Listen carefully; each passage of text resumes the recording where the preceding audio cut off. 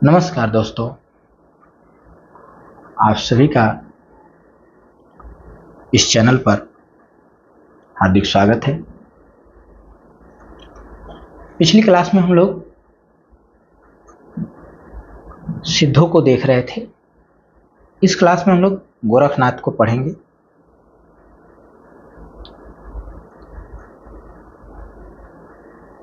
तो चलिए, हाँ, एक चीज़ और कि यदि आप इस चैनल पे नए हैं तो चैनल को सब्सक्राइब करेंगे, जिससे आपको नोटिफिकेशन वीडियो का मिलता रहे। और बाकी सभी लोग वीडियो को जो है शेयर करेंगे ग्रुपों में। चलिए, तो देर न करते हुए हम लोग स्टार्ट करते हैं। गोरखनाथ के नाथ पंथ का मूल। देखिए, आपके सपोर्ट से ही ये क्लास हम बना पाते हैं। तो यदि आप लोग कमेंट नहीं करेंगे, शेयर नहीं करेंगे तो मनोबल डाउन होगा। ठीक है, तो उस ऊर्जा को बनाए रखने के लिए आप लोग को जो है इसे शेयर भी करना है और लाइक भी करना है। चलिए स्टार्ट करते हैं। ये क्लास हम लोग कब बना रहे हैं, टाइम भी आप लोगों को बता दें। ये रात्रि का 11:30 हो रहा है। ठीक है, 11:30, और लगभग ये 1 या 1:30 बजे तक कंप्लीट हो पाएगी। चलिए, गोरखनाथ के नाथ पंथ का मूल, हमको गोरखनाथ वाला पढ़ना है। उससे ऊपर का हम लोग कल का देख चुके हैं। तो गोरखनाथ के नाथ पंथ का मूल भी बौद्धों की यही वज्रयान शाखा यानी 84 सिद्धों में गोरखनाथ भी गिन लिए गए हैं। कह रहा है कि जो गोरखनाथ का जो नाथ पंथ है, ये भी इसका मूल कहाँ से है। तो कह रहे हैं कि इसका जो मूल है वो बौद्ध धर्म की जो वज्रयान शाखा है वो उसी से निकला हुआ है, यानी वही उसका मूल है।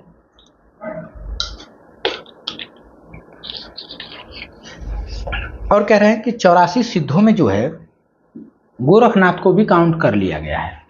किस नाम से काउंट किया गया है? गोरक्षपा नाम से। उसमें जब हम लोग 84 सिद्धों का नाम देख रहे हैं तो वहां पर आप देखेंगे गोरक्षपा लिखा हुआ था, वही गोरखनाथ है। आगे बढ़ें तो कहते हैं शुक्ल जी की, पर यह स्पष्ट है कि उन्होंने अपना मार्ग अलग कर लिया। पर ये सभी जानते हैं कि गोरखनाथ जो है सिद्धों से अपना मार्ग जो है अलग कर लिया था। योगियों की इस हिंदू शाखा ने वज्रयानियों की अश्लील और विभत्स विधानों से अपने को अलग रखा। यद्यपि शिव शक्ति की भावना के कारण कुछ श्रृंगारमयी वाणी भी नाथ पंथ के किसी किसी ग्रंथ में मिलती है। ठीक है, तो ये भी आपको पॉइंट हाईलाइट करना है कि योगियों की इस हिंदू शाखा ने वज्रयानियों की अश्लील और विभत्स विधानों से अपने को अलग रखा। यद्यपि शिव शक्ति की भावना के कारण कुछ श्रृंगारमयी वाणी भी नाथ पंथ के किसी किसी ग्रंथ में आपको देखने को मिल जाती है। तो ये ऊपर वाला जो पंक्ति हो गई ये पूछी जाती है, इंपॉर्टेंस है।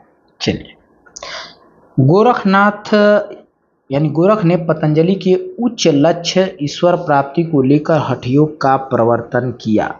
ये प्रश्न बन सकता है, मोस्ट है, हाईलाइट कर लेंगे कि गोरखनाथ जो थे वो पतंजलि के उच्च लक्ष्य ईश्वर प्राप्ति को लेकर हठ योग का प्रवर्तन किया। ठीक है,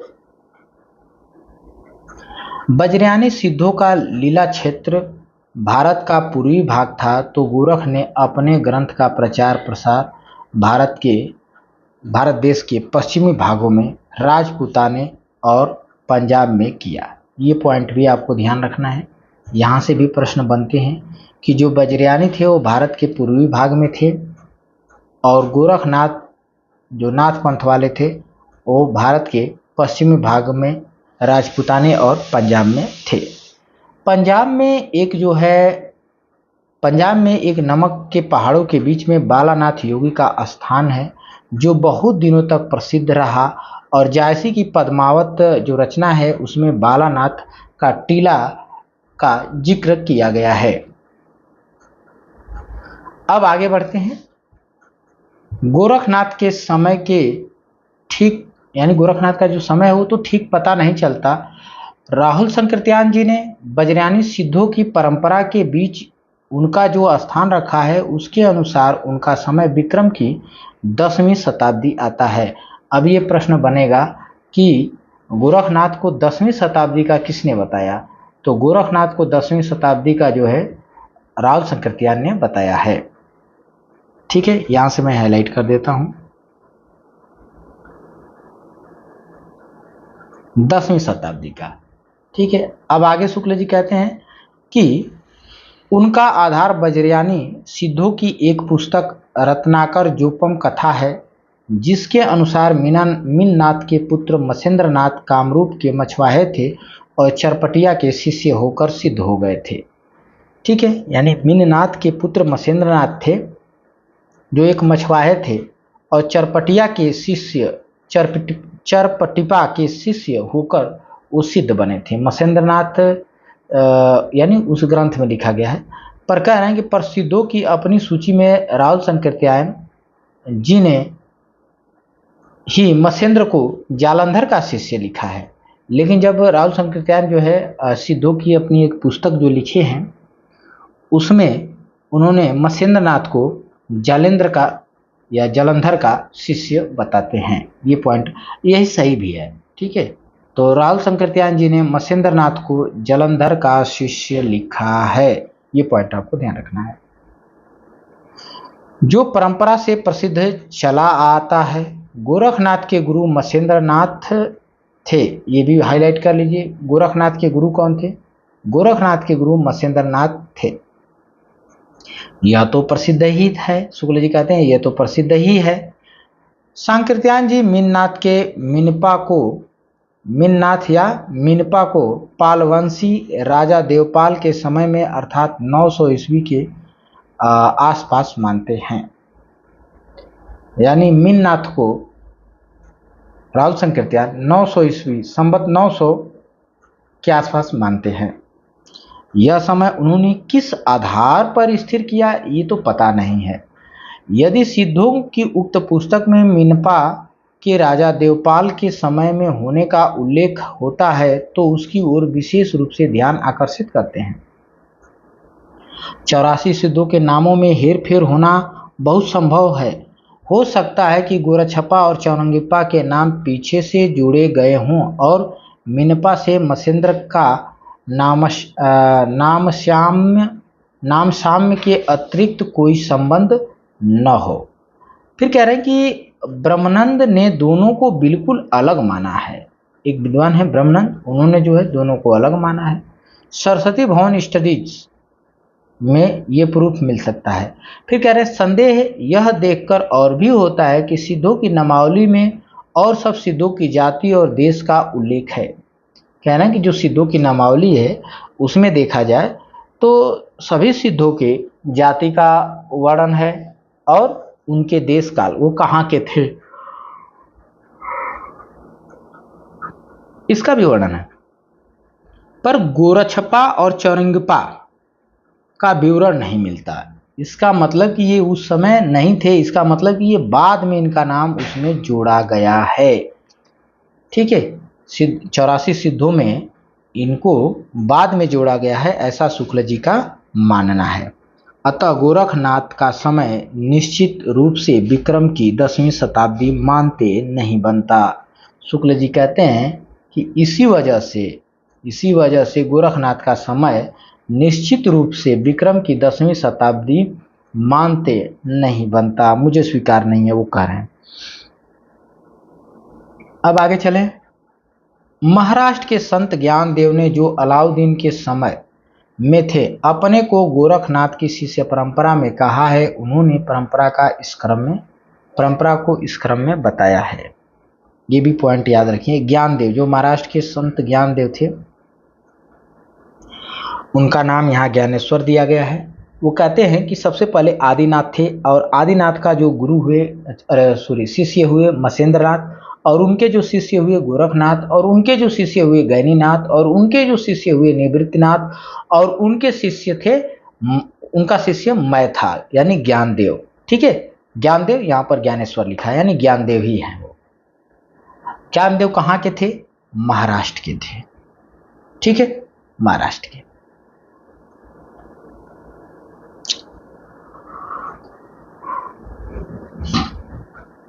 आगे देखें, इस महाराष्ट्र परंपरा के अनुसार गोरखनाथ का समय महाराज पृथ्वीराज के पीछे आता है। कह रहे हैं कि इस महाराष्ट्र परंपरा के यानी ज्ञानदेव की बातों को अगर हम सही मान लें तो हम देखते हैं कि गोरखनाथ का जो समय है वो पृथ्वीराज चौहान जो थे उनके बाद आता है। नाथ परंपरा में मत्स्येंद्रनाथ के गुरु जालंधर नाथ माने जाते हैं। ये पॉइंट आप हाईलाइट कर लीजिए कि मत्स्येंद्रनाथ के गुरु कौन थे? जालंधर नाथ। भोट के ग्रंथों में भी सिद्ध जालंधर आदिनाथ कहे गए हैं। अब आदिनाथ किसका नाम था? तो ये पॉइंट आप याद करिए कि भोट के ग्रंथों में भी सिद्ध जालंधर आदिनाथ कहे गए हैं, यानी आदिनाथ जालंधर का ही नाम है। ठीक है, सब बातों का विचार करने से हमें ऐसा प्रतीत होता है कि जालंधर ने ही सिद्धों से अपनी परंपरा अलग की और पंजाब की ओर चले गए। वहां कांगड़े के पहाड़ियों में तथा और स्थानों पर रमते रहे। पंजाब का जालंधर शहर उन्हीं का स्मारक जान पड़ता है। अब ये कह रहे हैं शुक्ल जी कि मुझे सब पर विचार करने के बाद मुझे लगता है कि सिद्धों से यही अलग हुए थे। कौन? ये कथन पूछा जा सकता है, मैं हाईलाइट कर देता हूं कि सब बातों पर विचार करने के बाद ऐसा प्रतीत होता है कि जालंधर ने ही सिद्धों को अपनी परंपरा अलग की और पंजाब की ओर क्या कर गए? चले गए और पहाड़ियों, कांगड़े की पहाड़ियों तथा और स्थानों में रमते रहे। पंजाब का जालंधर शहर इन्हीं के नाम पर, इन्हीं की याद में रखा गया जान पड़ता है, यानी उन्हीं का स्मारक जान पड़ता है क्योंकि उनका नाम जालंधर था। ठीक है, तो जालंधर शहर उन्हीं के नाम पे पड़ गया होगा। आगे बढ़ते हैं। नाथ संप्रदाय के किसी ग्रंथ में जालंधर को बालानाथ भी कहा गया है। मिलता है कि जालंधर को बालानाथ भी कहा गया है। ये भी पॉइंट याद करिए कि नाथ संप्रदाय के किसी ग्रंथ में जालंधर को बालानाथ भी कहा गया है। तो ध्यान रखना है कि जालंधर को आदिनाथ भी कहा गया है, जालंधर को बालानाथ भी कहा गया है। ठीक है, फिर आगे पॉइंट पे आते हैं। तो नमक के पहाड़ों के बीच बालानाथ का टीला बहुत दिनों तक प्रसिद्ध रहा। मत्स्येंद्र जालंधर के शिष्य थे। नाथपंथियों की यह धारणा ठीक जान पड़ती है। मिनपा के गुरु चरपटी नाथ हो सकते हैं पर मत्स्येंद्र के गुरु जालंधर ही थे। ये शुक्ल जी ने एक्सेप्ट किया। ठीक है, आते हैं। शुक्ल जी कहते हैं कि राहुल शंकरत्याग जी ने गोरखनाथ का जो समय स्थिर किया है वह मिनपा का राजा देवपाल का समसामयिक और मत्स्येंद्र का पिता मानकर मत्स्येंद्र का मिनपा से कोई संबंध न रहने पर उक्त समय मानने का कोई आधार नहीं रह जाता। पृथ्वीराज के समय के आसपास ही विशेषता कुछ पीछे यानी बाद में गोरखनाथ के होने का अनुमान दृढ़ होता है। ठीक है, कह रहे हैं कि पृथ्वीराज के समय के आसपास ही या कुछ बाद में यानी कुछ पीछे गोरखनाथ का समय होने का अनुमान दृढ़ होता है, पक्का होता है। कह रहे हैं कि जिस प्रकार सिद्धों की संख्या 84 प्रसिद्ध है उसी प्रकार नाथों की संख्या 9। अब भी लोग नवनाथ और 84 सिद्ध कहते सुने जाते हैं। गोरक्ष सिद्धांत संग्रह से मार्ग प्रवर्तकों के नाम गिनाए गए हैं। ये पॉइंट आपको याद रखना है कि जिस प्रकार सिद्धों की संख्या 84 मानी जाती है उसी प्रकार जो है नाथों की संख्या 9 अब भी लोग कहते हैं। ठीक है, अब कह रहे हैं कि जो गोरक्ष सिद्धांत संग्रह जो पुस्तक है उसमें जो नाथ संप्रदाय के प्रवर्तकों का नाम इस प्रकार लिखा गया, यानी इस क्रम में लिखा गया है। किस क्रम में? नागार्जुन, जड़ भरत, हरिश्चंद्र, सत्यनाथ, भीमनाथ, गोरखनाथ, चरपटनाथ, जालंधर और मलयार्जुन, इस प्रकार से नाम दिया गया है। इन नामों में नागार्जुन, चरपट और जालंधर सिद्धों की परंपरा में भी हैं। ये पॉइंट आपको ध्यान रखना है। इन नामों में नागार्जुन, चरपट, जालंधर सिद्धों की परंपरा में भी हैं। तो सिद्धों की परंपरा में कौन कौन आ गया? गोरखनाथ को शुक्ल जी ने बता ही दिया था, ठीक है। और यहाँ पर नागार्जुन को भी बता दिए, चरपटनाथ को भी बता दिए और जालंधर को भी।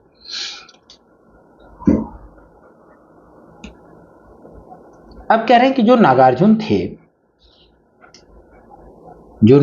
थे वो प्रसिद्ध रसायनी भी थे। तो प्रश्न ये बार बार आता है कि कौन सिद्ध या 9 में से कौन नाथ जो है प्रसिद्ध रसायनी था? तो नागार्जुन। नाथ पंथ में रसायन की सिद्धि है।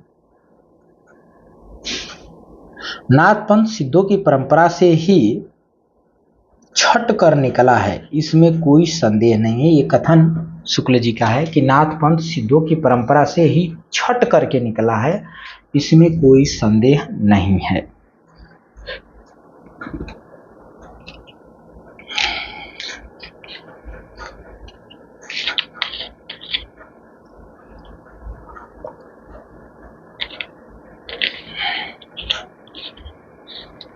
देखिए क्लास जो है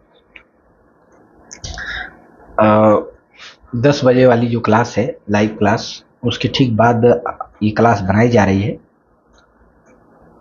तो थोड़ा आवाज जो है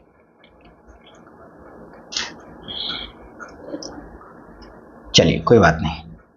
इतिहास से इस बात का पता लगता है, शुक्ल जी कहते हैं कि इतिहास पढ़ने से, जो इतिहास है हिंदी साहित्य का इतिहास नहीं, इतिहास जो आप इतिहास भूगोल पढ़ते हैं वो इतिहास की बात कर रहे हैं। कह रहे हैं कि इतिहास से इस बात का पता लगता है कि महमूद गजनवी के भी कुछ पहले सिंध और मुल्तान में भी कुछ मुसलमान बस गए थे, जिनमें कुछ सूफी भी थे। बहुत से सूफियों ने भारतीय योगियों से प्राणायाम आदि की क्रियाएं भी सीखी, इसका उल्लेख मिलता है। अतः गोरक्षनाथ चाहे विक्रम की 10वीं शताब्दी में हुए हों या 13वीं में, उनका मुसलमानों से परिचित होना अच्छी तरह माना जा सकता है, क्योंकि जैसा कहा जा चुका है कि उन्होंने अपनी पंथ का प्रचार पंजाब और राजपुताने की ओर किया।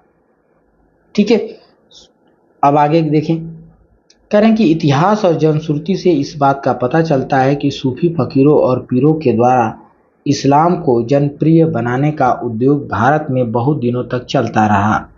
पृथ्वीराज के पिता के समय ख्वाजा मोइनुद्दीन के अजमेर आने और अपनी सिद्धि का प्रभाव दिखाने के गीत मुसलमानों में अब तक गाए जाते हैं। चमत्कारों पर विश्वास करने वाली भोली भाली जनता के बीच अपना प्रभाव फैलाने में इन पीरों और फकीरों को सिद्धों और योगियों से मुकाबला करना पड़ा, जिनका प्रभाव पहले से जमा चला आ रहा था। फिर कह रहे हैं कि भारतीय मुसलमानों के बीच विशेषतः सूफियों की परंपरा में ऐसी अनेक कहानियां चली, जिनमें किसी पीर ने किसी सिद्ध या योगी को करामात में पछाड़ दिया। कई योगियों के साथ ख्वाजा मोइनुद्दीन का भी ऐसा ही करामापाती दंगल कहा जाता है। ऊपर कहा जा चुका है कि गोरखनाथ हठ योग साधना ईश्वरवाद को लेकर चली थी। हठयोग साधना ईश्वरवाद को लेकर चली थी, अतः उसमें मुसलमानों के लिए भी आकर्षण था।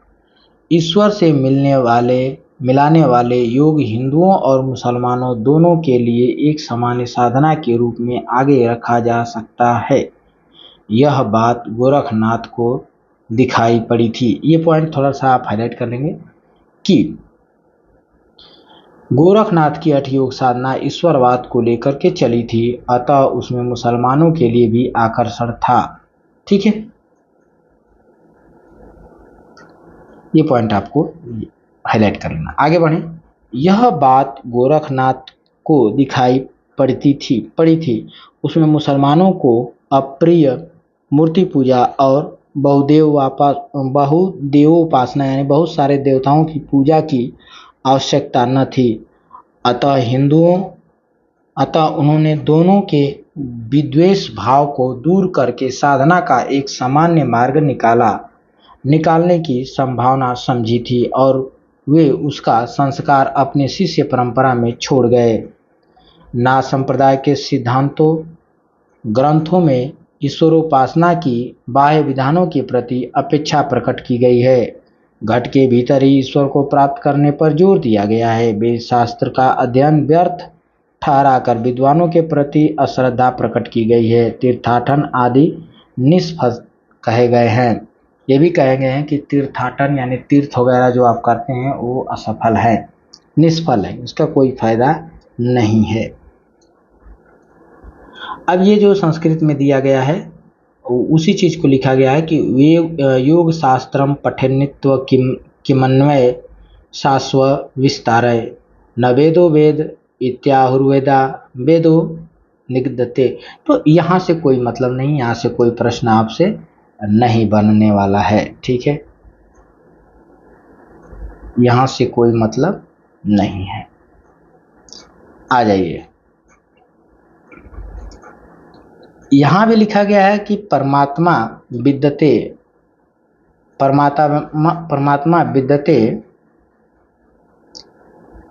एन स वेदो वेद उच्यते न संध्या संधिरित्याहु संध्या संधिर्निगद्यते सुषुम्ना संदिग्ध प्राणः सा संध्या संधिरुच्यते।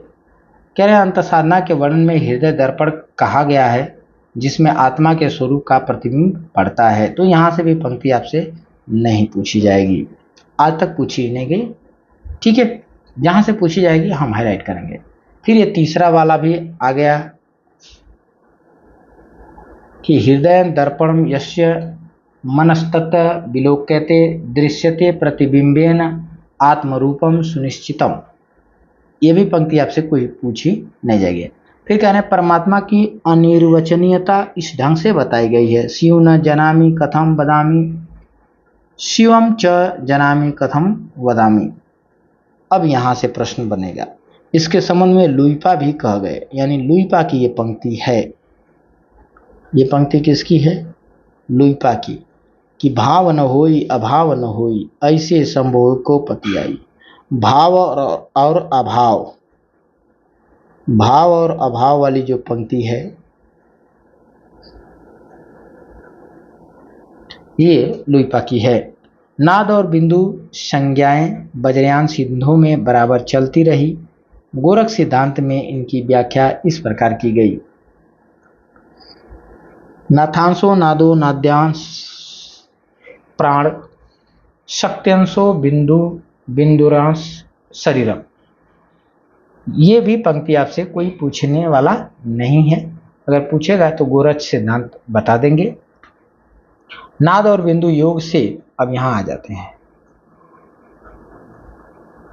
नाद और बिंदु योग से जगत की उत्पत्ति सिद्ध और हठ योगी दोनों मानते हैं, ठीक है।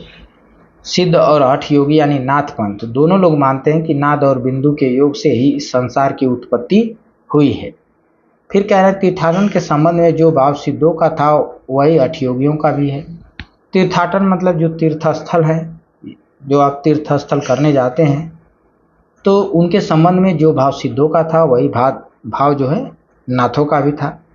चित्त संशोधन प्रकरण में वज्रयानी सिद्ध आर्यदेव कर्णरिपा का वचन है। आर्यदेव सिद्ध एक थे कर्णरिपा, उनका वचन है कि प्रतन्नपि गंगाया नैवा स्वा शुद्धर्मति तस्मार्धम धिया पुषम तीर्थ स्नानम तु निष्फलम धर्मो यदि भवेत स्नात कैवर्तनम कृतार्थता नक्तम दिव्यम प्रविष्टनाम मत्स्य दीनाम तु का कथा। तो ये भी पंक्ति को आपको ध्यान देने की जरूरत बिल्कुल भी नहीं है, क्योंकि यहां से अब तक प्रश्न नहीं बने हैं। आगे बढ़ें। जनता के बीच इस प्रकार का प्रभाव क्रमशः गीतों के रूप में निर्गुण पंथ संतों द्वारा आगे भी बराबर फैलाए जा रहे थे। क्या कि गंगा के नहाए कहो को नर तरीगे, मछरी न तरी जाको पानी में घर। ये पंक्ति मोस्ट है, ठीक है, नाथपंथियों द्वारा कही गई कि गंगा नहाए से आदमी थोड़ा तरेगा, जब मछली का घर गंगे में है फिर भी वो ना तरी। ठीक है, यहाँ पर यह ध्यान रखना आवश्यक है, यहाँ पर यह ध्यान रखना आवश्यक है कि 84 सिद्धों में बहुत से मछुए, चमार, डोबी, धोबी, डोम, कम्हार, लकड़हारे, दर्जी तथा बहुत से शूद्र कहे जाने वाले लोग थे। अतः जाति पाति के खंडन तो वे आप ही थे। नाथ संप्रदाय में भी जब फैला तब उसमें भी जनता की नीची और अशिक्षित श्रेणियों की बहुत से लोग आए जो शास्त्र ज्ञान संपन्न थे। उनकी बुद्धि का विकास बहुत सामान्य कोटि का था, पर अपने को रहस्यदर्शी प्रदर्शित करने के लिए शास्त्रज्ञ और पंडितों और विद्वानों को फटकारना भी वे जरूरी समझते थे। सद्गुरु का महात्म्य सिद्धों में भी है और उनमें भी बहुत अधिक था, यानी सिद्धों और नाथों दोनों में भी गुरु की महानता जो है दोनों में थी। ठीक है, सिद्धों में भी बहुत अधिक थी गुरु की महानता और नाथों में भी। तो ये जो ऊपर से हम पंक्ति हाईलाइट किए हैं बहुत मोस्ट है। ठीक है, ये वाली यहां से लेके यहां तक ये प्रश्न आपसे बन जाएगा। ठीक है,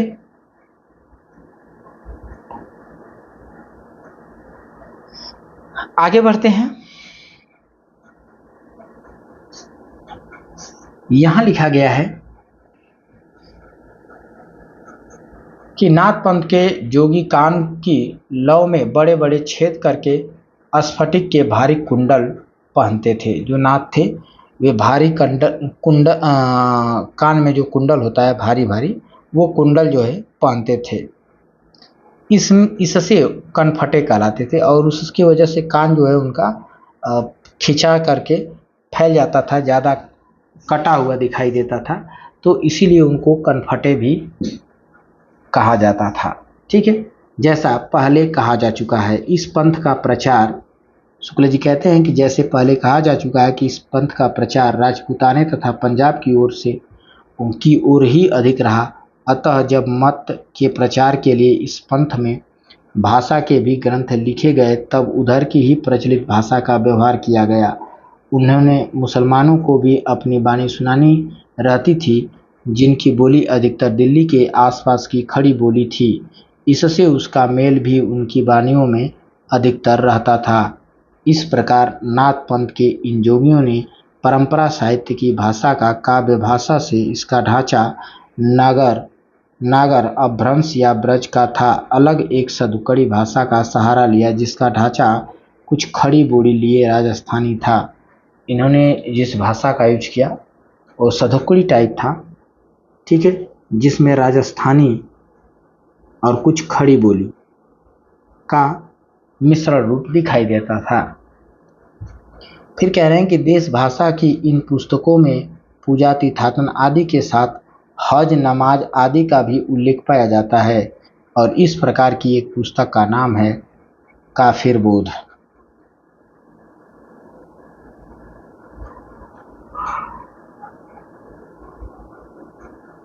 आगे बढ़ें तो नाथ पंथ के उपदेशों का प्रभाव हिंदुओं के अतिरिक्त मुसलमानों पर भी प्रारंभ काल में ही पड़ा। बहुत से मुसलमान निम्न श्रेणी के ही सही नाथ पंथ में आए और अब भी इस प्रदेश में बहुत से मुसलमान जोगी गेरुआ वस्त्र पहने, गुदड़ी की लंबी झोली लटकाए, सरंगे बजा बजा कर कली में अमर राजा भरथरी के गीत गाते फिरते हैं और पूछने पर गोरखनाथ को अपना आदि गुरु बताते हैं।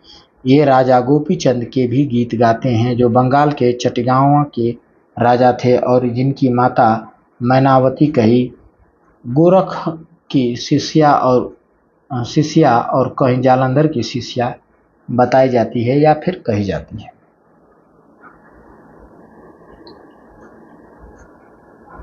यहाँ ज़्यादा इम्पोर्टेंस चीज़ें नहीं है, जो चीज़ें इम्पोर्टेंस होगी हाईलाइट करेंगे, बाकी आपको पढ़ना है। पढ़ना इसलिए है कि इससे अनुभव मिलता है आपको, ठीक है। चलिए, देश भाषा में लिखे गोरखपंथ की पुस्तकें गद्य और पद दोनों में हैं, ये हाईलाइट करना है। देश भाषा में जो गोरखनाथ ने अपने ग्रंथ लिखे वो गद्य में भी और पद में भी है, और विक्रम संवत 1400 के आसपास की रचनाएं हैं। एक चीज़ और हाईलाइट करेंगे कि गोरखनाथ की जो रचनाएं हैं वो लगभग 1400 के आसपास की है, संवत 1400 के आसपास की है। इनमें सांप्रदायिक शिक्षा है जो पुस्तकें पाई गई हैं, कारण कि इन पुस्तकों में क्या है, सांप्रदायिक शिक्षा दी गई है। जो भी पुस्तकें इनकी मिल गई है यानी पाई गई हैं, उनके नाम ये हैं, क्या हैं? गोरख गणेश गोष्ठी, महादेव गोरख संवाद, गोरख जी की सहस्त्र कला, गोरख बोध, दत्त गोरख संवाद, योगेश्वरी साखी, नरवई बोध, विराट पुराण, गोरखसार और गोरखनाथ की वाणी। ये सब ग्रंथ गोरखनाथ के नहीं, उनके अनुयायी शिष्यों के रचे हैं। गोरखनाथ के समय जो भाषा लिखने पढ़ने की व्यवस्था होती थी उसमें प्राकृत या ब्रह्म शब्द का थोड़ा या बहुत मेल अवश्य रहता था। कह रहे हैं कि ये सभी ग्रंथ जो है गोरखनाथ के नहीं हैं, उनके शिष्यों के हैं। आगे बोल रहे हैं कि उपयुक्त पुस्तकों में नरवई बोध के नाम से नरवई नरपति में ही अपभ्रंश का आभास है। इन पुस्तकों में अधिकतर संस्कृत ग्रंथों के अनुवाद हैं। यह बात उनकी भाषा के ढंग से ही प्रकट होती है। विराट पुराण संस्कृत के वैराट पुराण का अनुवाद है। गोरखनाथ के ये संस्कृत ग्रंथ पाए जाते हैं। नीचे जो है गोरखनाथ के संस्कृत के ग्रंथ पाए जाते हैं। तो ये पॉइंट थोड़ा सा हाईलाइट कर लेंगे कि नरवई बोध के नाम में अपभ्रंश का आभास है, और इन पुस्तकों में अधिकतर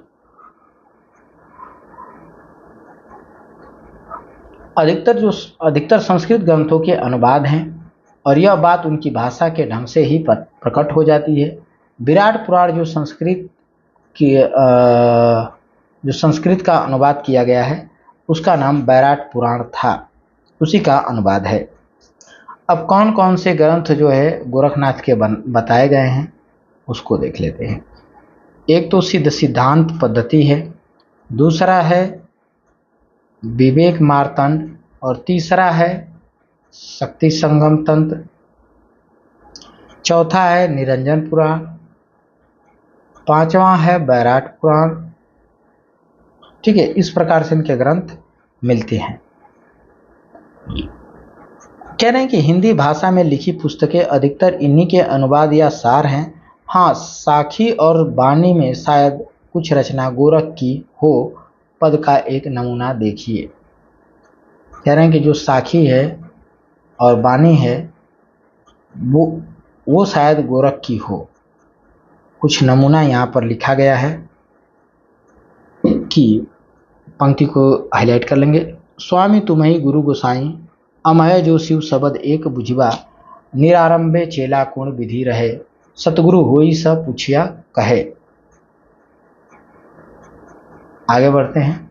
एक और पंक्ति गोरखनाथ की यहाँ पर दी गई है कि अवधू रहियो हाटे बाटे रूप विरस की छाया, तजिबा काम क्रोध लोभ मोह संसार की माया। ये मोस्ट है, कई बार पूछी गई है ये पंक्ति कि किसकी है। आगे बढ़ें। कह रहे हैं कि सिद्धों और योगियों का इतना वर्णन करके इस बात की ओर ध्यान दिलाना हम आवश्यक समझते हैं कि उनकी रचनाएं तांत्रिक विधान, योग साधना, आत्मनिग्रह, श्वास निरोध और भीतरी चक्रों और नाड़ियों की स्थिति, अंतर्मुख साधना के महत्व इत्यादि को सांप्रदायिक शिक्षा मात्र है। यानी इन रचनाओं में क्या है, सांप्रदायिक शिक्षा मात्र है, कुछ अच्छी रचनाएं नहीं हैं। जीवन की स्वाभाविक अनुभूतियों और दशाओं से उनका कोई संबंध नहीं है, केवल सांप्रदायिक शिक्षा उसमें दी गई है, अतः वे शुद्ध साहित्य के अंतर्गत नहीं आती। देखिए, शुक्ल जी ने कहा कि इन लोगों की जितनी रचनाएं हैं वो शुद्ध साहित्य कोटि के अंतर्गत नहीं आती। उनको उसी रूप में ग्रहण करना चाहिए जिस रूप में ज्योतिष, आयुर्वेदी और आदि के जो ग्रंथ हैं उनका वर्णन यहाँ केवल दो बातों के विचार से किया गया है क्यों यहाँ वर्णन किया जा रहा है, उन्होंने दो बातें बताई हैं, तो देख लेते हैं। पहली बात उन्होंने कही कि पहली बात है, भाषा सिद्धों की उद्धृत रचनाओं की भाषा देश भाषा मिश्रित अपभ्रंश या पुरानी हिंदी की काव्य भाषा है, यह तो स्पष्ट है। उन्होंने भरसक उसी सर्वमान्य व्यापक काव्य भाषा में लिखा है जो उस समय गुजरात, राजपूताने और ब्रजमंडल से लेकर बिहार तक लिखने पढ़ने की शिष्ट भाषा थी। पर मगध में रहने के कारण सिद्धों का भाषा में कुछ पूर्वी प्रयोग भी मिलते हैं, जैसे भैले, बुढ़ेले, ये सब मिला हुआ दिखाई देता है। पुरानी हिंदी की व्यापक काव्य भाषा का ढांचा सौरसेनी प्रसूत अपभ्रंश अर्थात ब्रज और खड़ी बोली का था। वही ढांचा हम उद्धत रचनाओं के, जैसे यहाँ पे पंक्ति लिखी गई है कि जो सो मरिय पैठो जाओ किजय करंत जावे ताप मई कोई इत्यादि प्रयोग में पाते हैं। यानी मई, कोई, ये सब इत्यादि शब्द जो है प्रयोग में पाए जाते हैं। कह रहे हैं कि ये प्रयोग मागधी प्रसूत पुरानी बांग्ला के नहीं, सौरसेनी प्रसूत पुरानी पश्चिमी हिंदी की हैं। सिद्ध सरप्पा कड़प्पा की रचनाओं को यदि हम ध्यानपूर्वक देखें तो एक बात साफ झलकती है, वह यह कि उनके उद्देश्यों की भाषा तो पुरानी टकसाली हिंदी है, पर गीत की भाषा पुरानी बिहारी या पूर्वी बोली मिलती है। यदि ये हाईलाइट कर लेंगे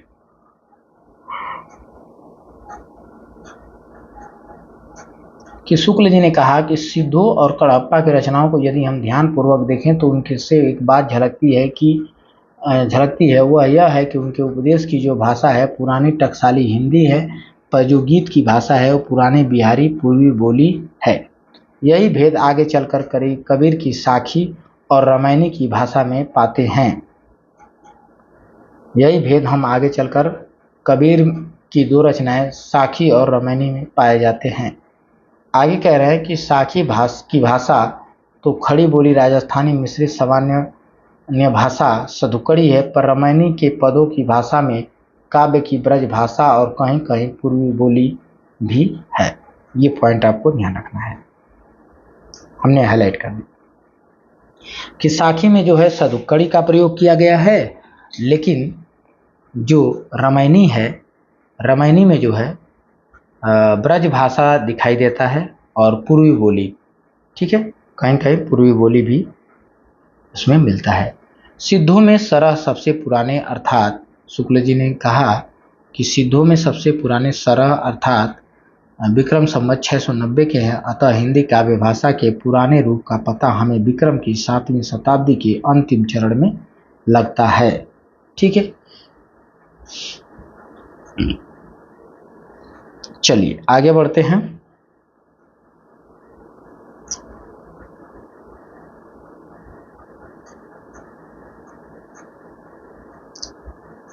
दूसरी बात पे आइए। दूसरी बात यह है सांप्रदायिक प्रवृत्ति और उसके संस्कार की परंपरा। कह रहे हैं कि वज्रयानी सिद्धों ने निम्न श्रेणी के प्रायः शिक्षित जनता के बीच जिस प्रकार के भावों के लिए जगह निकाली। कह रहे हैं कि जो सिद्ध हैं वो निम्न श्रेणी के जो लोग हैं, ठीक है, उनके बीच किसी प्रकार अपने भाव के लिए जगह निकाली, और यह दिखाया जा चुका है कि उन्होंने बाह्य पूजा, जाति पाति, तीर्थाटन इत्यादि के प्रति उपेक्षा बुद्धि का प्रचार किया। रहस्यदर्शी बनकर शास्त्रज्ञ विद्वानों का तिरस्कार किया और मनमाने रूप के द्वारा अटपटी बानी और पहेलियां बुझाने का रास्ता दिखाया। घट के भीतर चक्र, नाड़ी, शून्य देश आदि मानकर साधना करने की बात फैलाई और नाद बिंदु, सुरित, नृत्य ऐसी शब्दों को की उद्धरणी करना सिखाया। यही परंपरा अपने ढंग पर नाथपंथियों ने भी जारी रखी।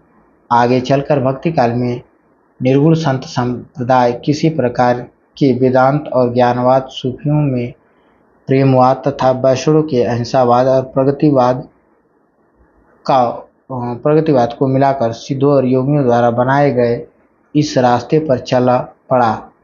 आगे दिखाया जाएगा कि कबीर आदि संतों को नाथपंथियों से जिस प्रकार साखी और बानी शब्द मिले, उसी प्रकार साखी और बानी के लिए बहुत कुछ सामग्री और सदुक्कड़ी भाषा भी मिली।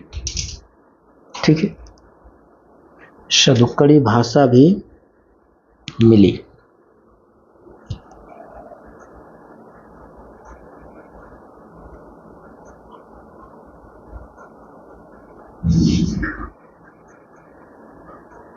चलिए आगे बढ़ते हैं।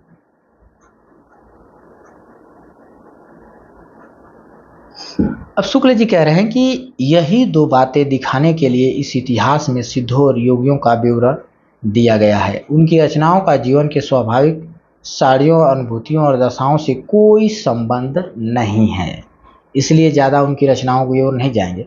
हाँ, कुछ गोरखनाथ की रचनाएं हैं, उनको आपको याद रखना पड़ेगा।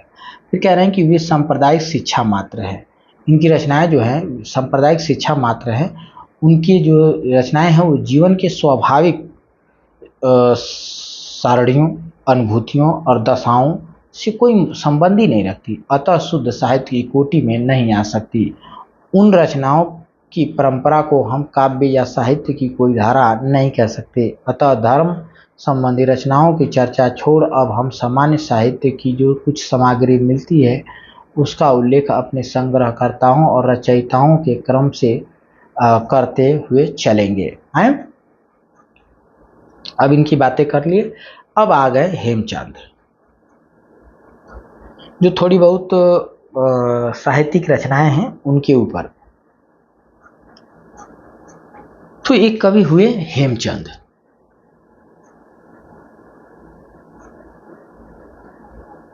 हेमचंद गुजरात के सोलंकी राजा सिद्धराज जय सिंह और उनके भतीजे कुमार पाल के यहाँ इनका बड़ा मान था। यानी ये दो जगह रहते थे। कहाँ कहाँ?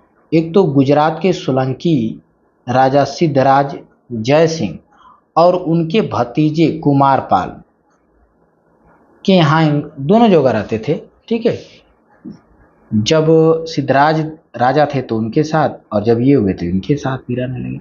ये अपने समय के, कह रहे हैं कि ये अपने समय के सबसे प्रसिद्ध जैन आचार्य थे। इनकी खलती थी हेमचंद की कि जब इनका समय था तो उस समय एकदम प्रसिद्ध जैन आचार्य थे। इन्होंने एक बड़ा भारी व्याकरण ग्रंथ सिद्ध हेमचंद शब्दानुशासन सिद्धराज के समय में बनाया। अब ये ध्यान देना है, प्रश्न ये बन सकता है कि उन्होंने जो व्याकरण ग्रंथ लिखा था सिद्ध हेमचंद शब्दानुशासन, वो किसके कहने पर बनाया या किसके राज में बनाया? तो सिद्धराज, ठीक है, सोलंकी के राजा सिद्धराज जय सिंह के समय में। जिसमें क्या है? जिसमें संस्कृत और प्राकृत अपभ्रंश तीनों का समावेश किया गया है। जिसमें संस्कृत, प्राकृत और अपभ्रंश तीनों का समावेश किया गया है। ये ध्यान रखना है कि हेमचंद ने एक व्याकरण ग्रंथ लिखा था सिद्ध हेमचंद शब्दानुशासन, जो सिद्धराज जय सिंह के समय में लिखा गया, जिसमें संस्कृत, प्राकृत और अपभ्रंश तीनों का समावेश किया गया है। आगे कहते हैं अपभ्रंश के उदाहरणों में इन्होंने पूरे दोहे या पद उद्धृत किए हैं, जिनमें से अधिकांश इनके समय से पहले के हैं। कुछ दोहे आप देख सकते हैं। भला हुआ जो मारिया, ये पंक्ति आपको याद रखना है, ये हेमचंद की पंक्ति है। बार बार पूछा जाएगा कि भला हुआ जो मारिया बहड़ी मारा कंतु, लज्जेजू जो तू वयम सिंहू जय भग्गा घरे अंतु।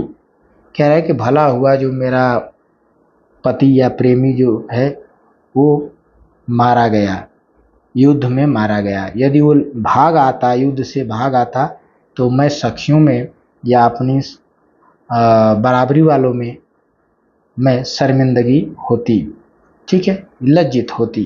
तो ये पंक्ति आपको याद रखना है। आगे है पंक्ति कि जो सो न अवयु दुई घरुकाऊ अहो मुहु तुझु वैणु ज खंडई तो सही ए सो प्यू होई न मुझु। कह रहे हैं कि हे दूती, यदि वह घर नहीं आता तो तेरा क्यों अधोमुख है? हे सखी जो तेरा वचन खंडित करता श्लेष से दूसरा अर्थ निकाले तो निकलता है कि जो तेरे मुख का चुंबन द्वारा छत करता है वह मेरा प्रिय नहीं है। तो ये नीचे वाली तो इम्पोर्टेंस नहीं थी, ऊपर वाली ज़्यादा इम्पोर्टेंस थी। एक और पंक्ति यहाँ पे दिया है, जे महु दृढ़ा द्यढ़ा दये पवसन तेड़ ताड़ा गणती अंगुलियु लज्जयु नहेड़। ठीक है, अब इसका क्या दिया है, जो दिन या अवधि दायित्व अर्थात प्रिय ने प्रवास जाते हुए मुझे दिए थे उन्हें नख से गिनते गिनते मेरी उंगलियां जर्जर हो गई है। इसका मतलब ये है कि जब जो मेरे प्रिय है वो जब प्रदेश गए तो उन्होंने मुझको एक समय दिया था, अवधि दिया था कि इतने समय में मैं लौट आऊँगी, और उसी समय को गिनते गिनते मेरे उंगलियों की जो नखून हैं वो जर्जर हो गए हैं। एक और पंक्ति है इसमें कि पिय संगमे कहूँ निदड़ी पिय पिय हो परखो के अमय बिन्नसिया निदई एवं न तेव।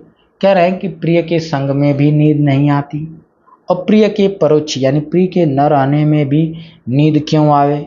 मैं तो दोनों प्रकार से विनाशित हुई, न रहने पे नींद आ रही है और न रहने पे, यानी उस समय न इस समय नींद है न उस समय नींद है।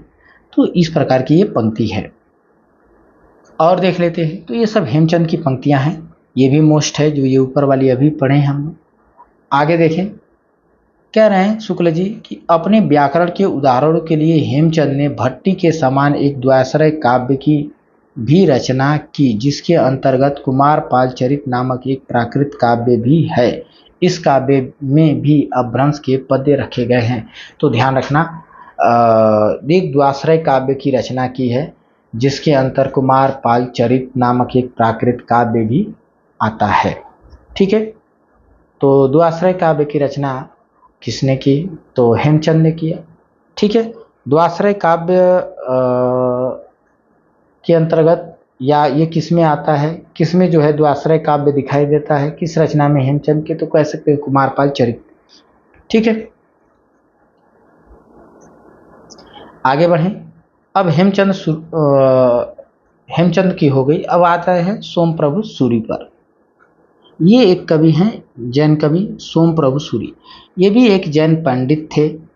ठीक है, ये क्या थे, ये भी एक जैन पंडित थे। इन्होंने संवत 1241 में कुमारपाल प्रतिबोध एक रचना बनाए। और यहाँ देखिए कुमारपाल चरित है, हाईलाइट कर देता हूँ थोड़ा सा एक बार, कुमारपाल चरित, अंतर देख लीजिए।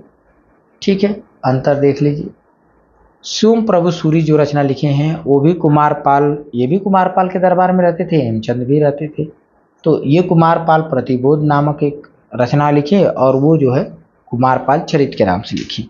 तो कह रहे हैं कि नामक एक गद्य में गद्य और पद दोनों में संस्कृत प्राकृत काव्य लिखा जिसमें समय समय पर हेमचंद द्वारा कुमारपाल को अनेक प्रकार के उपदेश दिए जाने की कथाएं लिखी गई है।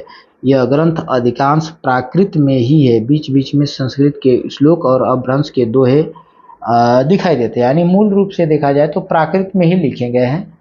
ठीक है, ये क्या कह रहा है, यह ग्रंथ अधिकांश प्राकृत में ही है, बीच बीच में क्या है संस्कृत के श्लोक मिलते हैं और अपभ्रंश के दोहे मिल जाते हैं। अपभ्रंश के पदों में कुछ तो प्राचीन है और कुछ सोमप्रभु और सिद्धपाल कवि के बनाए हुए दिखाई देते हैं। प्राचीन में से कुछ दोहों को हम यहाँ रख रहे हैं। क्या है, पंक्तियाँ कि रावण जयो जय जही दम मुँह एक शरीफ, ये प्राचीन वाली है। चिंतवी तही जड़ी कवड़ू प्यों खिरु। कह रहे हैं कि जिस दिन 10 मुँह एक शरीर वाला रावण उत्पन्न हुआ तभी उनकी माता जो है चिंतित हो गई कि किस मुंह में, यानी 10 मुंह है ना, तो किस मुंह में दूध पिलाऊं। ठीक है, इसलिए वो चिंतित हो गई। फिर कह रहे हैं अगली पंक्ति इसमें आती है कि वेश विशिष्ट बरियही जाई मड़ोहर गत गंगा जल पकड़े सुरही के हुई पवित्र। इसमें क्या किया गया कि वेश विशिष्टों को बारिए अर्थात बचाइए, यदि मनोहर गात्र हो तो भी गंगा जल से धोइए और कुतिया क्या पवित्र हो सकती है, यानी गंगा जल से धोई हुई कुतिया क्या पवित्र हो सकती है। पिय होई थक्की पिय हो पिय हऊ थक्की सैलू दीन तुई बिरग्गी किलंत थोड़ई जल जिमी मछली तल्लो बिल्ली करंत। कह रहे हैं कि हे प्रिय, मैं सारे दिन तेरी विरहाग्नि में वैसे ही कड़कड़ाती रही जैसे थोड़े से जल में मछली तलबेली करती है। तो ये पंक्तियां हो गई किससे, कुमारपाल प्रतिबोध से। अब आते हैं एक दूसरे कवि जैनाचार्य मेरुतुंग। एक मेरुतुंग नाम के एक कवि हुए, उनकी रचनाएं देखें तो इन्होंने संवत 1361 में प्रबंध चिंतामणि नामक एक संस्कृत ग्रंथ, किसमें नामक एक संस्कृत ग्रंथ, ध्यान रखेंगे संस्कृत का ग्रंथ, भोज प्रबंध के ढांचे पर बनाया, जिसमें बहुत से पुराने राजाओं की आख्यान संग्रहित किए हैं। अब पूछा जाएगा प्रबंध चिंतामणि किस भाषा का ग्रंथ है, तो कह सकते हैं संस्कृत में लिखा गया है, ठीक है। और किस ढंग का है, तो भोज प्रबंध के ढंग का है। इन्हीं आख्यानों के अंतर्गत बीच बीच में अपभ्रंश के पदों को भी उद्धृत किया गया है, जो बहुत पहले से चले आते हैं। कुछ दोहे तो राजा भोज के चाचा मुंज के भी कहे हुए हैं। मुंज के दोहे अपभ्रंश या पुरानी हिंदी के बहुत ही पुराने नमूने कहे जा सकते हैं। मुंज ने जब तैलंग देश पर चढ़ाई की थी, तब वहां के राजा तैलप ने उसे बंदी कर लिया था और रस्सियों से बांधकर अपने यहाँ ले गया था। वहाँ उसके साथ तैलप की बहन मृणालिनी से प्रेम हो गया। इस प्रसंग के दोहे देखिए। तो आपको ये चीज़ ध्यान रखना है कि प्रबंध चिंतामणि में किसके दोहे मिलते हैं। कुछ दोहे तो राजा भोज के चाचा मुंज थे, उनके भी दोहे मिल जाते हैं।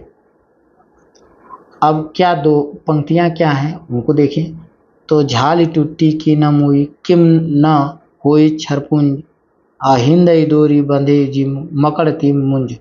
टूट पड़ी हुई यानी टूटी पड़ी हुई आग से क्यों न मारा, छार पुंज क्यों न हो गया, जैसे डोरी से बांधा बंदर वैसे घूमता है मुंज। जैसे बंदर डोरी से बंधा हुआ बंदर घूमता है, वैसे ही मुंज भी घूमता है। मुंज भड़ई मुल्लई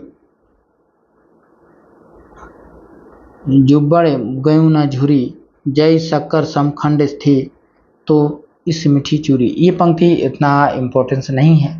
मुंज कहता है, हे मृणालिनी, गए हुए यौवन को न पछता, यदि शर्करा के 100 खंड हो जाए तो भी यह चूरी हुई ऐसी ही मीठी रहेगी। जा मति पच्छई सरपंच सा मति पहली होई आमुंज भड़ई मुड़री बिगन न बढ़ब कोई। जो मति या बुद्धि पीछे प्राप्त होती है, यदि पहले हो तो मुंज कहता है, हे मृणालिनी, विघ्न किसी को न घेरे।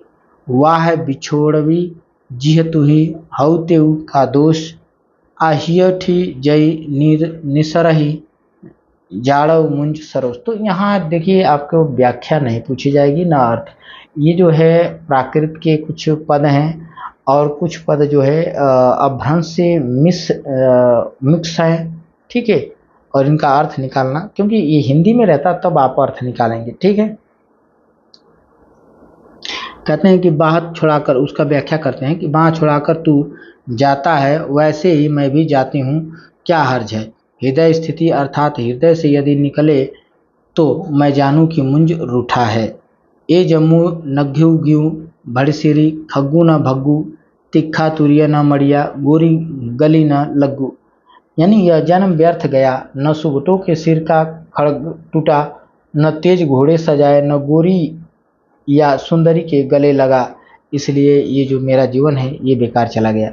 फुटकल रचनाओं के अतिरिक्त वीरगाथाओं की परंपरा के प्रमाण भी अपभ्रंश मिली भाषा में मिलते हैं। तो इसमें बस इतना ही। आगे देखते हैं। एक कवि हुए विद्याधर।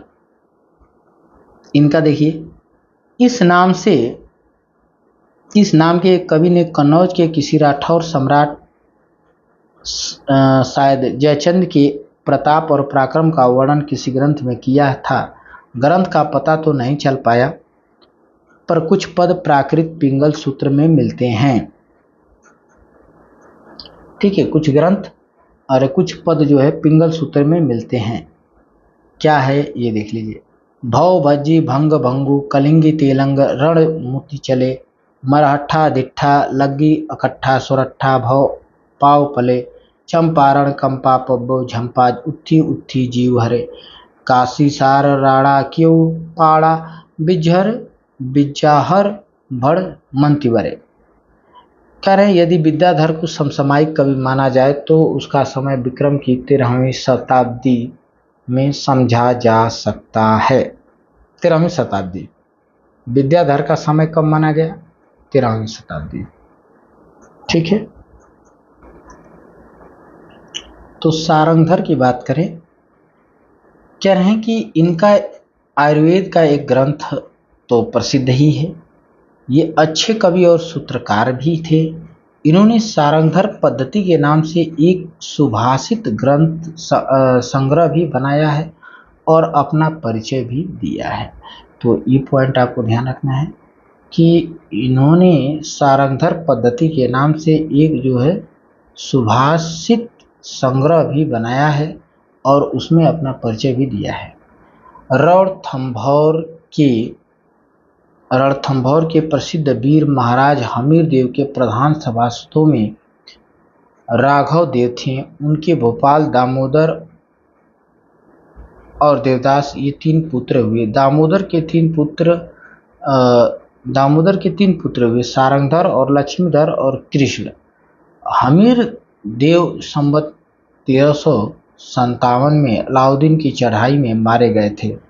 अतः सारंगधर के ग्रंथों का समय उक्त संवत के कुछ पीछे यानी बाद में अर्थात विक्रम की 14वीं शताब्दी के अंतिम चरण में मानी जानी चाहिए। तो यानी 14वीं शताब्दी। ठीक है, अगर प्रश्न बने सारंगधर कब थे तो 14वीं शताब्दी। सारंगधर पद्धति कब लिखी गई तो यहाँ हाईलाइट कर देता हूँ, 14वीं शताब्दी। कह रहे हैं कि सारंगधर पद्धति में बहुत से सावर मंत्र और भाषा चित्र काव्य दिए हैं, जिनमें बीच बीच में देश भाषा के काव्य आए हैं। उदाहरण के लिए श्री मलदेव राजा की प्रशंसा में कुछ कहा गया है कि नूनम बादलम छाए खिए पसरी निश्राण शब्द खर खर शत्रुम पड़ी लूटिल तोड़ हनिसो एव भड़ंत्रिदुता झूठे घर भरा मगली सहसो रे कंत मेरे कहे कंठे पाग निवेश जाई शरणम श्रीमल देवम विभुम। पंक्ति इंपॉर्टेंस तो उतनी नहीं है, बस ये रचना है, रचना को आप ध्यान से देख ले तो रचना ही यहाँ से पूछी जाती है। पंक्तियों में कोई दम नहीं है, जिस पंक्ति में दम होंगे तो हम बताएंगे जहाँ से प्रश्न बनती हो। परंपरा से प्रसिद्ध है कि सारंगधर ने हमीर रासो नामक एक वीरगाथा काव्य की भाषा में रचना की थी।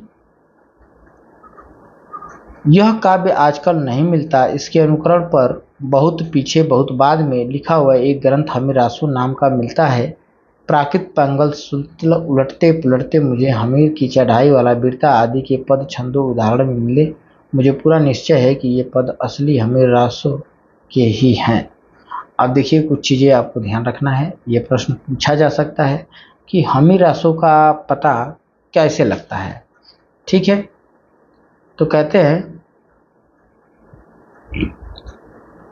कि हमीर नामक ग्रंथ मिलता है। ये प्राकृत पिंगल सूत्र उलटते पुलटते मुझे हमीर की चढ़ाई और वीरता आदि के छंदों का उदाहरण मिले, जिससे मैं पूरा निश्चय कर चुका कि ये पद जो है असली हमीर रासो के ही हैं।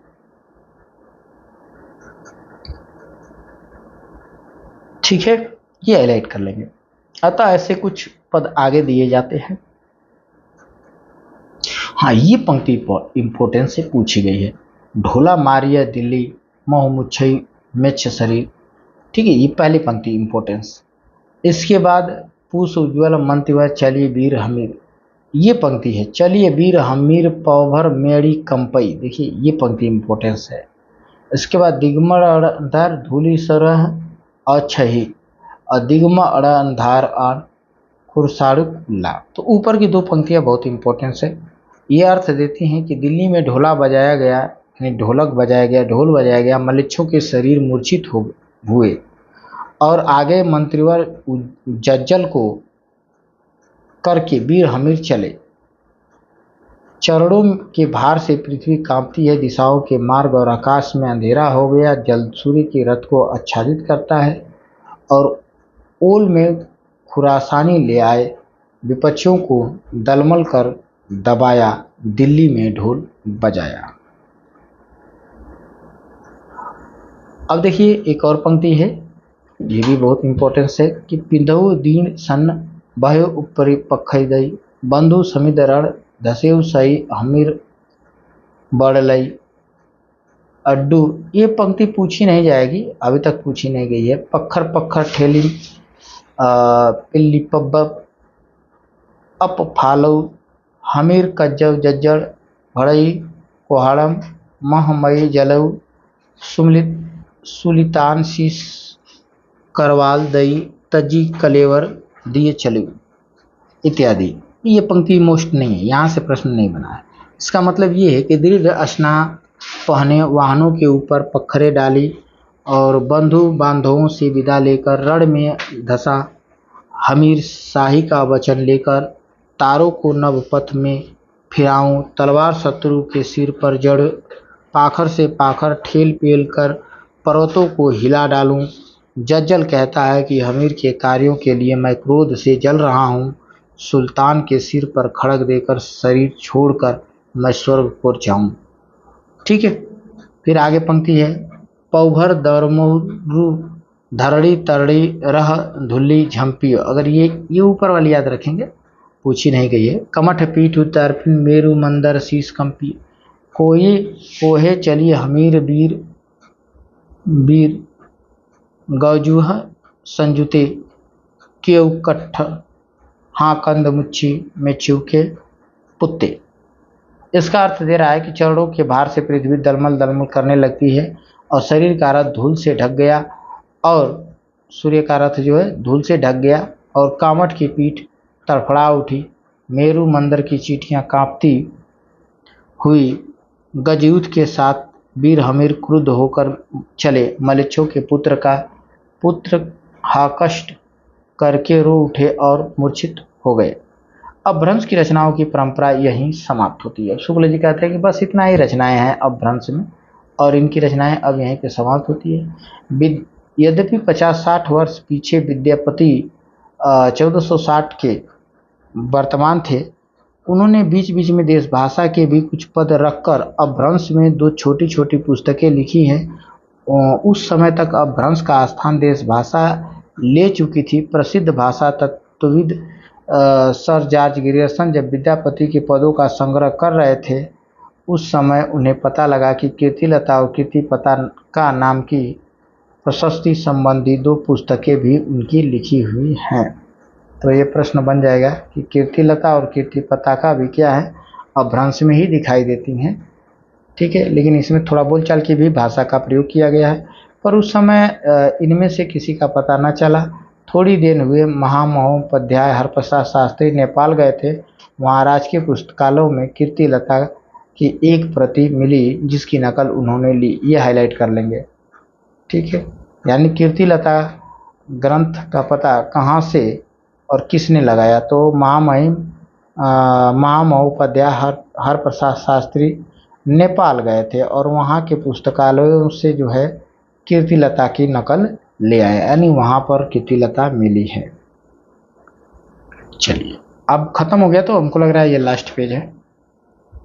फिर कहना है कि इस पुस्तक में तिरहुत के राजा कीर्ति सिंह की वीरता की उदारता और गुण आग्रहकता आदि का वर्णन, बीच में कुछ देशभाषा के पद रखते हुए अपभ्रंश भाषा के दोहों, चौपाई, छप्पर छंद, गाथा आदि छंदों से किया गया है। इस अपभ्रंश की विशेषता यही है कि पूर्वी अपभ्रंश है। इसमें क्रियाओं आदि के बहुत से रूप पूर्वी नमूनों के लिए उदाहरण लीजिए। अब ये पंक्ति, ये कथन आपको थोड़ा सा हाईलाइट कर लेना है कि इस पुस्तक में तिरहुत के राजा कीर्ति सिंह की वीरता का उदार वर्णन मिलता है। ठीक है, कह रहे हैं कि बीच बीच में कुछ देश भाषा के पद रखते हुए अपभ्रंश को दोहा, चौपाई, छंद में गाथा आदि छंदों से किया गया है, यानी अपभ्रंश का भी प्रयोग इसमें दिखाई देता है। पंक्तियां इसकी दी गई है कि रज्य लुद्ध असलान बुद्धि विक्रम बले हारल, पास वैसी विश्वासी राय गय न शेर मारल, मारंत राय रणरोल पड़ू, मैनी हाहा शब्द अहु, सुर राय नयर नयर नर रमणी बाम नयन पफुरी धो। दूसरी विशेषता विद्यापति के अपभ्रंश की यह है कि प्रायः देश भाषा कुछ अधिक लिए हुए हैं। ठीक है, देश भाषा वो कुछ ज़्यादा ही लिए हुए हैं। कह रहे हैं दूसरी विशेषता ये है कि अपभ्रंश की यह विशेषता मतलब ये है कि देश भाषा का शब्द ज़्यादा लिए है, उसमें तत्सम संस्कृत शब्दों का वैसा ही बहिष्कार नहीं है। तात्पर्य यह है कि वह प्राकृत की रूढ़ियों से उतनी अधिक बधी नहीं है। उसमें जैसे इस प्रकार का टकसाली अपभ्रंश है कि पुरुषतेड़ पुरुष नहीं, पुरुषौ जम तेन जला जलदानेन हुए जलाओ न हो जलाओ पूंजियो धूमो। वैसे ही इस प्रकार की देश भाषा, अब देश भाषा, ये देश भाषा में अब तक अपभ्रंश आप पढ़े थे कि कतहूँ तुरुक भरक कर बार जाए ते बेगार धर। ये पंक्ति मोस्ट हो सकती है, यहाँ से प्रश्न बन सकता है। ठीक है, धरी आनय बाभन बरुआ, माथा चढ़ाए गाय का चुरुआ। तीनों पंक्ति आप हाईलाइट करेंगे, तीनों पंक्ति मोस्ट है। हिंदू बोले दुरही निकार, छोटो तुर्का भव की मार। ये विद्यापति की पंक्तियां हैं। ठीक है, विद्यापति की पंक्तियां हैं।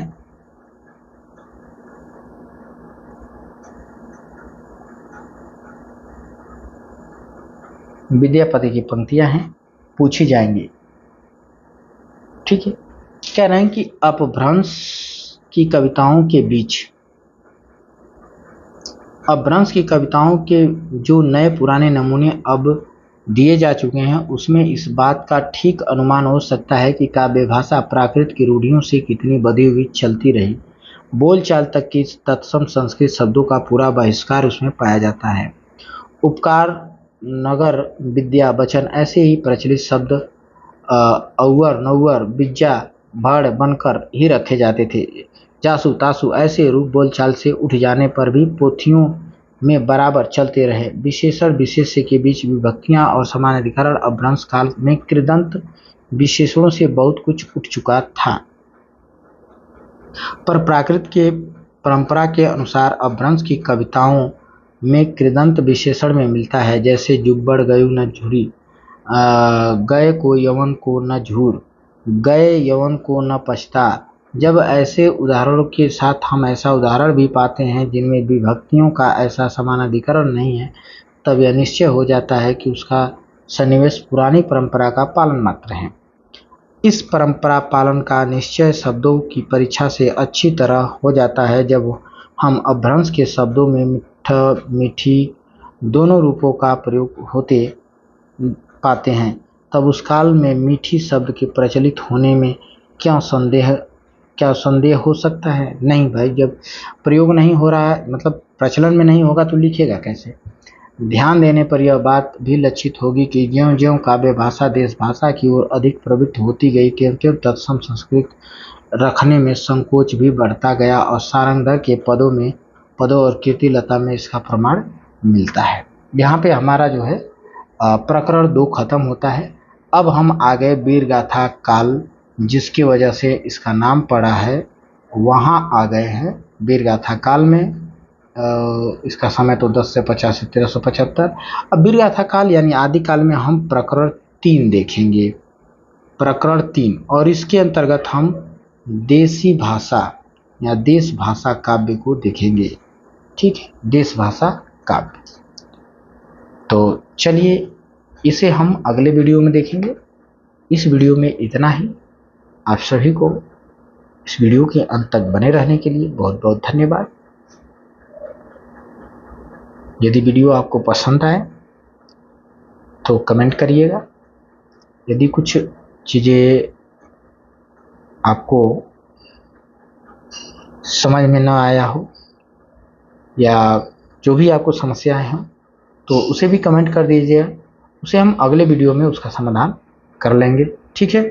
जो डाउट होगा उसे हम अगले वीडियो में क्या कर देंगे, क्लियर कर देंगे। तो यहाँ पे आप कमेंट भी जरूर कर लीजिएगा जो जो चीज़ें आपको समझ में नहीं आई हो। तो चलिए, आप सभी को धन्यवाद पुनः देते हुए वीडियो को हम लोग यहीं पे समाप्त करते हैं। धन्यवाद।